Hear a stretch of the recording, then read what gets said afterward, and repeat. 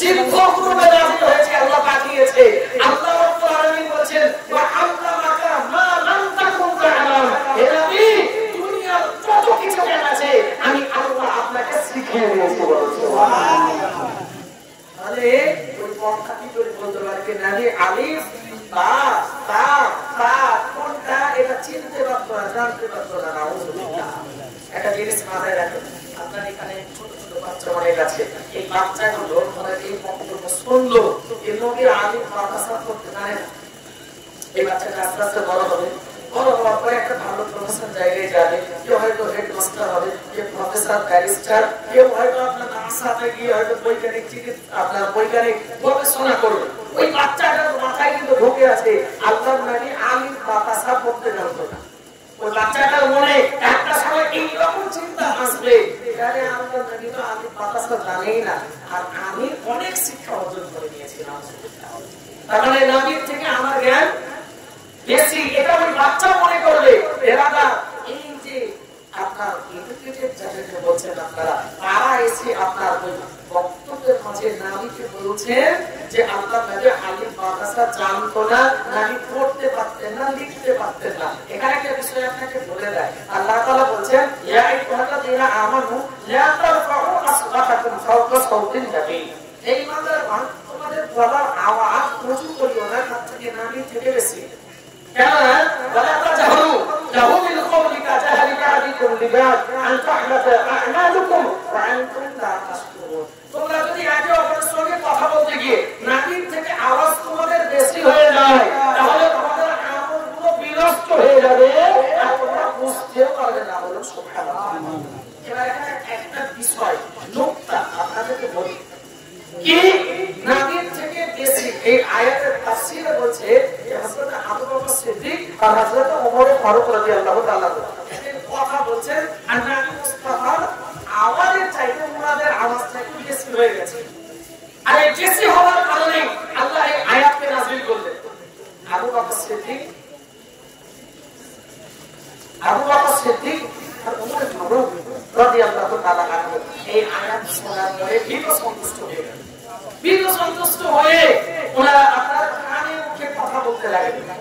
এই কানে কানে কথা বলছে, আল্লাহ নবী বললেন হে সাহাবী আবু বকর ওমর, তোমাদেরকে আল্লাহ পরীক্ষা করছিল, তোমাদেরকে আল্লাহ পরীক্ষা করছিল, তোমরা এইরকম কথা বলতে হবে না, কিন্তু কথা যেন উঁচু না হয়। নবী মুস্তাফার সাহাবী কাতিবে ওয়াহী যিনারা খোলাফায়ে রাশিদিনদের অন্তর্ভুক্ত, ওনাদের সামান্য আওয়াজ উঁচু হওয়ার জন্য আল্লাহ আয়াত নাযিল করলেন। আল্লাহ রাব্বুল আলামিনকে জিজ্ঞেস করেন, আল্লাহ আমল নষ্ট হবে তো তারা জানলে কি ক্ষতি? আল্লাহ বলেন আমল নষ্ট হবে তো তারা বুঝতেও পারবে না। আচ্ছা বলেন, আপনি যদি আপনার ভুল বুঝতে পারেন তাহলে তাকে ক্ষমা চাইবেন, তাই না? আর আপনি ভুল বুঝতেই পারেননি, আপনি ভাবছেন না আমি সঠিক আছি, আমি সঠিক আছি, আমি ভুল স্বীকারই করবো না, তাহলে সেক্ষেত্রে কিন্তু আপনি যদি সঠিকে না থাকেন তাহলে কি অবস্থা হবে?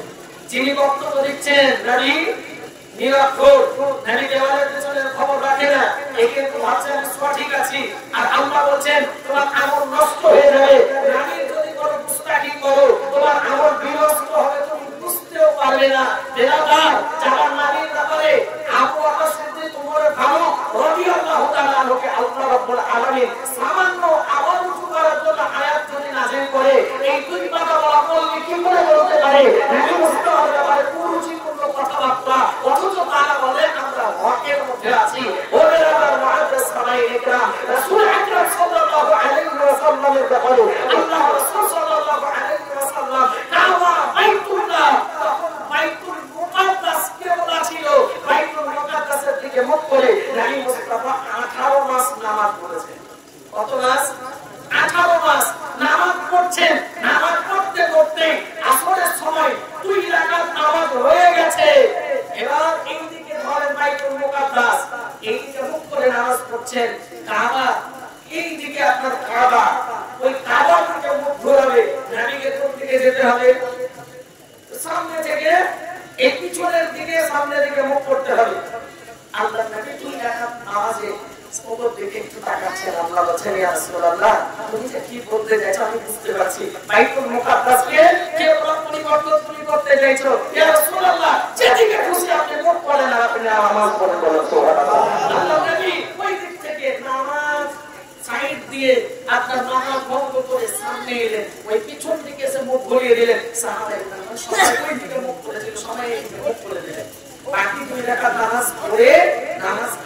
করলেন আপনার মসজিদে যদি ইমাম সাহেব এরকম করে আপনি টেনে নেবেন? টেনে নেবেন না। আপনার প্রয়োজনে ইমাম সাহেব আসতে বাধ্য হবেন আপনি। তো নামাজ অনেক সময় আমাদের মসজিদে টাইম চেঞ্জ হয়ে যাচ্ছে। টাইম চেঞ্জ হলে একদিন আগে বলতে হবে আগামীকাল আসরের টাইমটা চেঞ্জ করে এই টাইম করা হবে।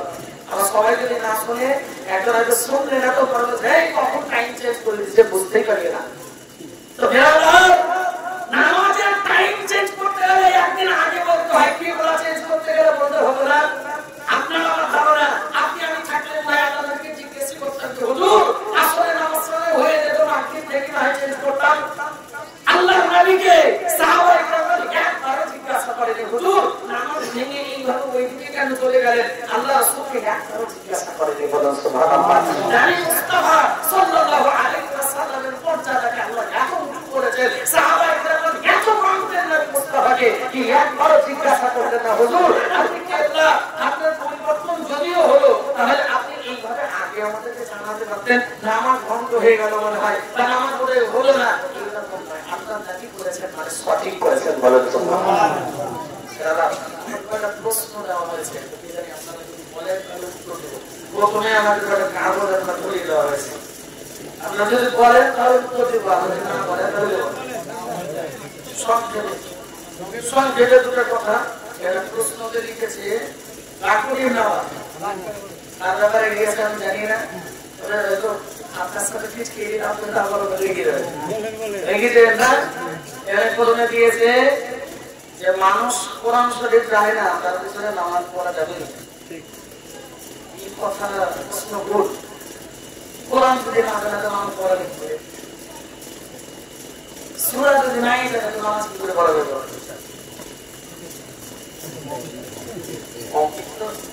সেক্ষেত্রে নামাজ পড়া যদি কেউ না থাকে তো চেক করতে পারবে, চেক করা যাবে। মুখে শিখুক জানে শিখুক, শুনে শুনে শিখলেও শিখতে পারে। তবে যদি সূরা নাই জানে তাহলে নামাজ কি করে পড়াবে? হ্যাঁ, তো সেক্ষেত্রে যদি সূরা পড়তে পারে তাহলে পড়াবে, নামাজ ছুটে যায়। যদি ওর থেকে জানতে পারে আগে সে পড়াবে, ওটা কাজ করো। দ্বিতীয় নম্বর বিষয় বলছে ইলা দাড়ি বা হাত দাড়ি আজান তাকবীর ইমামতি ও তার পিছনে নামাজ পড়া যাবে। এখানে একটা বিষয় যে দাড়ি যদি কেটে নেয় কেউ, এই যে দাঁড়িয়েছে এই দাঁড়িয়ে আড়ালকে আপনার ছেড়ে নিচ্ছে, এই ছেড়ে নেওয়ার ক্ষেত্রে হাদিসে বলতে হয়েছে ফাঁসি, ফাঁসিকে মৌলিক বলা হয়। তবে হ্যাঁ হাদিসের বর্ণনা আব্দুল্লাহ ইবনে আব্বাসের হাদিস এবং হযরতে হযরত বিন ইউসুফের পেছনে সাহাবায়ে কেরাম নামাজ পড়েছেন যার দাড়ি কিন্তু ছাঁটা ছিল। নামাজ মাকরুহ হল, মাকরুহ মানে ঘৃণিত, মাকরুহ মানে ঘৃণিত, নামাজ আপনার হয়ে যাবে। তবে আপনি চেষ্টা করবেন যা সুন্নাত আছে সঠিকভাবে, যার মধ্যে দাড়ি আছে যে জানে তাকে দিয়ে আপনি নামাজটা পড়ান। নামাজ হবে না কিন্তু নয়, কিন্তু নামাজ মাকরুহ হবে, মাকরুহ মানে ঘৃণিত। দ্বিতীয় নম্বর বিষয় এখানে দেওয়া আছে যে দুধে পানি মেশানো যাবে বা বিক্রি করা যাবে। যারা দুধ বিক্রি করে তারা লিখে ব্যবহার করে, দুধে পানি মিশিয়ে বিক্রি করা যাবে না। আসলে ওমর রাদিয়াল্লাহু তাআলা আপনারা একটু হল দিতে দেখতে না আমার এই আপনার বাসতের মধ্যে কে কোন অবস্থায় আছে। একদিন হল দিতে দিতে দেখছেন দুই মা আর মেয়ে গল্প করছে, কথা বলছে, কথা বলতে বলতে মা বলছে কি বিটি এখন অন্ধকার হয়ে আছে, তবে কি করো দুধে খানিকটা পানি মিশিয়ে দাও। মেয়েটা বলছে ওমর রাদিয়াল্লাহু তাআলা আইন জারি করেছে যে কোনো খাদ্য দ্রব্যে ভেজাল মেশানো যাবে না, অতএব আমি পানি মিশাতে পারবো না। মা বলছে ওমর রাদিয়াল্লাহু তাআলা অন্ধকারে কি করে শুনবে, উনি যেখানে নাই করে যে ওমর রাদিয়াল্লাহু তাআলা কাছ থেকে শুনছে সব দেওয়ার কাছ থেকে। তখন ওই মুহূর্তে মেয়েটাকে বলছে তুমি কি করে জানতেন এই অন্ধকারে? তখন মেয়েটা বলছে ওমর রাদিয়াল্লাহু তাআলা শুনতে পারবা না পাক, কিন্তু ওনার আল্লাহ তো শুনতে পাচ্ছে। বলুন সুবহানাল্লাহ। এই কথা বলে মেয়েটা বলে পানি তুমি মিশালে মিশাতে পারো, আমি মিশাবো না। ওমর রাদিয়াল্লাহু তাআলা মেয়েটার কথাটা খুব পছন্দ হওয়ার কারণে বাড়ি থেকে ওনার ছেলে আব্দুল্লাহ ইবনে উমরকে বললেন বেটা আমার তো এই বড় বয়স নেই না, আমি করে দিতাম, কিন্তু তোমার জন্য আমি বিবাহের প্রস্তাব দিচ্ছি। ওই মেয়েটা এত তার আপনার মধ্যে ইখলাস, এত পরহেজগারি আমার খুব ভালো লেগেছে। ওই মেয়েটার সঙ্গে তোমার বিবাহ করার জন্য বা বিবাহ দেওয়ার জন্য আমি তোমাকে ব্যক্ত করছি। শেষ পর্যন্ত বিবাহ দিয়েছিলেন, তার থেকে একটি কন্যা হয়েছিল, ওই কন্যার থেকে একটি সন্তান হয়েছিল, যিনি পঞ্চম খলিফা যাকে বলা হয় হযরত ওমর ইবনে আব্দুল আজিজ রাদিয়াল্লাহু তাআলা আনহু। যিনি বিখ্যাত একজন আপনার কি বলছে আপনার খলিফা, উনি হলেন ওমর ইবনে আব্দুল আজিজ। ওই মহিলা থেকে আপনার দুনিয়ায় এসেছিল। অতএব বুঝতে পারলাম এটা যে খাদ্যদ্রব্যে অনেক মহিলাদের কথা এটা যে লিজওয়ালা দুধ নাকি বিক্রি করতে হয় না, তাদের নিজের তৈরি করে হাদিস। লিজওয়ালা দুধ নাকি দিতে হয় না, পানি একটু মিশাতে হয়। ওই জন্য আপনার কি করে আমাদের ওখানে একটা কনকপুর কধপুর ওই মধ্যে একটা রাস্তা আছে, বলেন একটা পুকুর আছে তালুয়া বলে। আমরা ছোটবেলায় দেখতাম ওই লোকটা আপনার একটা গোয়াল পুরো ডাম দিকে থাকতো, আর পুকুরে গিয়ে বলেন পানিকে পূজা করে দিত দুধে। একদিন আমাদের ওখানকার একটা মিষ্টির দোকানে দুধ দিচ্ছিল, আর ও দুধ ছাড়ছে দেখছে চাল মশলা ভাবতে বলছে। এই যে আমাদের পরিস্থিতি, এর জন্য কিন্তু আল্লাহ রাব্বুল আলামিন ইন্না সামআ ওয়াল বাসারা ওয়াল ফুআদা, আপনার কানকে, আপনার চক্ষুকে, আপনার অন্তরকে, প্রত্যেকটা বিষয়কে আপনার সবকে আল্লাহ তাআলা জিজ্ঞাসা করবেন। কানা মাসউলা, প্রত্যেকটা বিষয়কে আল্লাহ জিজ্ঞাসা করবেন। আপনি যদি এইভাবে নিজের জীবিকা নির্বাহ করেন, এই জীবিকাতে আপনার উন্নতিও হবে না, আর এই জীবিকার কারণে আপনি হারাম খাওয়ার কারণে আপনার ইবাদত আল্লাহ দরবারে কবুল হবে না। সামান্য লোভ করতে গিয়ে মানুষকে ঠকিয়ে যদি এইরকম ভাবে আপনি ভাবে জীবিকা নির্বাহ করবো, সংসারে উন্নতি তো হবেই না, আপনার পুরো আল্লাহ কবুল হবে না। অতএব এই খারাপ পরিণত কাজগুলো থেকে আমাদের বাঁচতে হবে এবং আমরা ইনশাআল্লাহ শরীয়ত মোতাবেক চলার চেষ্টা করবো। আরেকটা বিষয় আমরা আপনার শুনেছি, অনেক মানুষ নামাজের পরে দোয়া করে না, চলে যাচ্ছে। সালাম ফেরানো হলো, দোয়া করে না, উঠে পড়ে যাচ্ছে। হাদিস কোরআনে বলা হয়েছে, আল্লাহ বলছেন উদউনি আস্তাজিব লাকুম, আল্লাহ তোমরা আমার কাছে দোয়া করো, আমি আল্লাহ তোমাদের দোয়াকে কবুল করব। আচ্ছা তোমরা এক বছর না বহু বছর আমরা দোয়া করি কি রব্বানা যালামনা মানে আমরা ভুল করেছি। অনেকে আপনার ওই দলিলের দিকে তারা বলে ইমাম দলিলের জন্য দোয়া করছে, এবার আমাদের জন্য কি বলে? এটা ইমাম সাহেব দোয়া করছে, দেখেন রব্বানা আতিনা না, যে শেষে নুন আলিফ না আছে, নাটা হলো বহুবচন। আমরা এই যে না রব্বানা যালামনা আনফুসানা ওয়া ইল্লাম তাগফির লানা ওয়া তারহামনা লানাকুনান্না মিনাল খাসিরিন, প্রত্যেকটা বহুবচন। আর আপনি আল্লাহর কাছে যদি দোয়া করেন, একটা মানুষ মারা যদি যায়, পাকিস্তানে দেখে দাঁড়ায় ওটা তাহলে কে কি বলছে? 10টা মানুষ যদি অঙ্গীকার দেয়, বলে না লোকটা ভালো ছিল, আল্লাহ বলে 10টা মানুষ যখন ভালো বলছে, আমি আল্লাহর কাছে ওই লোকটা ভালো বলেন। সুবহানাল্লাহ। আপনি দোয়া করছেন, আমিও দোয়া করছি, সবাই দোয়া করছে, আপনি দোয়া করছেন, আপনার দোয়া হয়তো কবুল হয় না, আরেকজন করছে বড় হয় না, আরেকজন আমিন বলছে তার হয়তো হয় না, আরেকজন হয়তো আল্লাহ লাগাচ্ছে সেও আমি আমিন করছে, ওনার ওসিলাতে হয়তো সবার দোয়া আল্লাহ দরবারে কবুল হয়ে গেল বলুন সুবহানাল্লাহ। আপনি থানাতে কোন একটা রেপুটেশন জমা দিতে গেছেন, আমরা অনেক সময় যাই জমা দিতে, ওই জায়গায় দেখেন একটাই কাগজ লেখা আছে, ওই কাগজে অনেকে সিগনেচার করে লেখা, সবাই একটা একটা কাগজ জমা দেয় না। তো আমরা আল্লাহর কাছে আরজি জানাই, ইমাম সাহেব দোয়া করছেন, ইমাম সাহেব যে দোয়াগুলো হয়তো জানে, আপনি জানেন না, আপনার পক্ষ হয়ে ইমাম সাহেব আল্লাহর কাছে দোয়া করছে, সবাই একসঙ্গে দোয়া করছেন, আল্লাহুম্মা আমিন, আল্লাহ তুমি কবুল করো, আল্লাহুম্মা আমিন, আল্লাহ তুমি কবুল করো। আবু হুরায়রা রাদিয়াল্লাহু তাআলা আল্লাহর নবীর দরবারে এসে বলছেন, ইয়া রাসূলুল্লাহ, আমি আপনার আজকে ইসলাম কবুল করেছি, আমি যদি মারা যাই তাহলে কোথায় যাব, আমার স্থান কোথায় হবে? আল্লাহর নবী বলেন, তুমি জান্নাতে যাবে। বলেন সুবহানাল্লাহ। বলে দূর, আমার জন্ম দেওয়া মা, জন্মদাত্রী মা, তিনি তো ইসলাম ধর্ম গ্রহণ করেনি, তিনি যদি মারা যান তাহলে উনি কোথায় যাবেন? আল্লাহর নবী সাল্লাল্লাহু আলাইহি ওয়াসাল্লাম বলেন, উনি জান্নাতে যাবেন। আবু হুরায়রা রাদিয়াল্লাহু তাআলা মনটা ছোট হয়ে গেল, দিয়ে পানি আসতে লাগলো, বলে ইয়া রাসূলুল্লাহ, যেই মা এত কষ্ট করে লালন পালন করলো, ওই মা জাহান্নামে যাবে, আমি জান্নাতে যাব, হুজুর একটু আমার মায়ের দিকে দোয়া করে দেন, হুজুর একটু আমার মায়ের জন্য দোয়া করে দেন।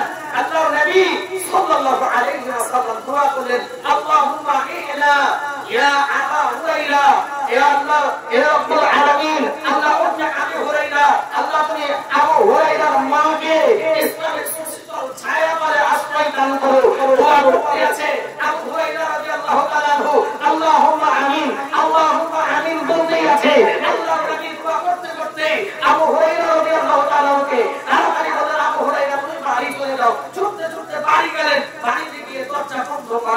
দরজায় খটখট করে আওয়াজ করলেন। মা ভিতর থেকে আওয়াজ দিচ্ছে, কে? বলে মা আমি আবু হুরায়রা। বলে দাদা একটু অপেক্ষা করো। বাড়ির দরজার পাশ দিয়ে পানি পড়ে যাচ্ছে। উনি ভাবছেন মা কি গোসল করছে।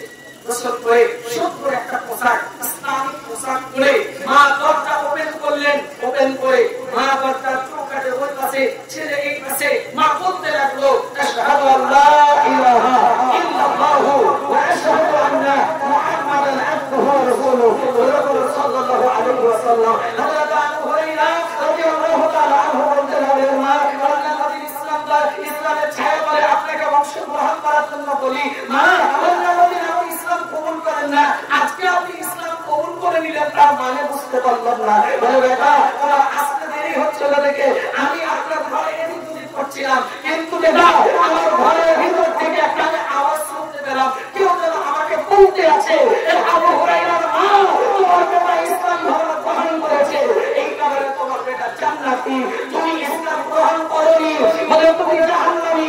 আবু হুরায়রার মা তুমি ইসলাম গ্রহণ করো, তুমিও জান্নাতি আর তোমার বেটাও জান্নাতি। বলে বেটা মনে মনে কলেমা করেছিলাম, তোমার সামনে আমি ইজহার করে দিলাম। আল্লাহ তাকে দোয়া করলেন, দোয়া কবুল হলো না? হলো না। আল্লাহ বলেন উদুনি আস্তাজিব লাকুম, তোমরা আমার কাছে দোয়া করো, আমি আল্লাহ দোয়া কবুল করব। সালাম ফেরানোর বয়ান করে পালিয়ে যায় যারা তার মুআজ্জাজ সামিন ইকরাম। আমি আল্লাহর কাছে চাওয়ার প্রয়োজন বোধ মনে করি না, দুনিয়ার মানুষের কাছে চাওয়ার প্রয়োজন বোধ করি, দুনিয়ার মানুষের কাছে চাইতে পছন্দ করি, আল্লাহর কাছে কি চাওয়াটা পছন্দ বোধ মনে হয় না? আল্লাহর কাছে চান, দুনিয়ার মানুষের মতামত যে না হয়, আল্লাহর কাছে আপনি চান, দোয়া করেন, ইনশাআল্লাহুল আজিজ আল্লাহ আপনার দোয়াকে কবুল করবে। ইহকালেও যারা পার হবে আর পরকালেও আপনি আপনার জান্নাতের অধিকারী হতে পারবেন। যাই হোক, আলোচনা আমরা করছিলাম, করেছিলাম। আল্লাহ রাব্বুল আলামিন বলেন যে ইয়া আইয়ুহাল্লাযীনা আমানু লা তুকদ্দিমু বাইনা ইয়াদাইল্লাহি ওয়া রাসূলিহি। হে ঈমানদারগণ, তোমরা আল্লাহর নবীর চাইতে অগ্রগামী হও না, অগ্রগামী হও না, এবং লা তুকদ্দিমু বাইনা ইয়াদাইল্লাহি ওয়া রাসূলিহি ওয়াত্তাকুল্লাহা ইন্নাল্লাহা সামিউন আলীম। তোমরা আল্লাহকে ভয় করো এবং তোমরা কি করো? আল্লাহ রাব্বুল আলামিনের অন্তরে ভয়কে পয়দা করে তোমরা এটুকু জেনে রাখো যে আল্লাহ হলেন সমস্ত কিছু শ্রবণকারী এবং আল্লাহ সমস্ত কিছু সম্পর্কে জ্ঞাত। তাহলে আমরা এইটুকু ধারণা রাখবো, যেটুকু আমরা বলবো গুনাহ করি, আল্লাহ আমাদের সবকিছু দেখছেন, আল্লাহ সবকিছু জানেন, সবকিছু আল্লাহ নাফরমান করে। অতএব আপনি নামাজ আদায় করেন, গুনাহ থেকে আপনি নিজেকে হেফাজত করেন, ইনশাআল্লাহ আল্লাহ খুশি হবেন। আল্লাহ তাআলার কাছে দোয়া করি আল্লাহ রাব্বুল আলামিন আমাদের এই মজলিসে বাচ্চারা আছে সকলকে আল্লাহ রাব্বুল আলামিন মনের ইচ্ছা, মনের আকাঙ্ক্ষা, মনোবাসনাকে পূর্ণ করে আল্লাহ তাআলা আমাদের এই মজলিসকে কবুল করে নিয়ে যেন এর জারিয়ায়, এর ওসিলায় আল্লাহ তাআলা আমাদের জান্নাত হাসিল করার তৌফিক দান করেন, বলুন আমিন। বাক্যের মাধ্যমে যদি কষ্ট পেয়ে থাকেন ক্ষমা প্রার্থী। ওমা আলাইনা ইল্লাল বালাগুল মুবিন। আসসালামু আলাইকুম ওয়া রাহমাতুল্লাহি ওয়া বারাকাতুহু।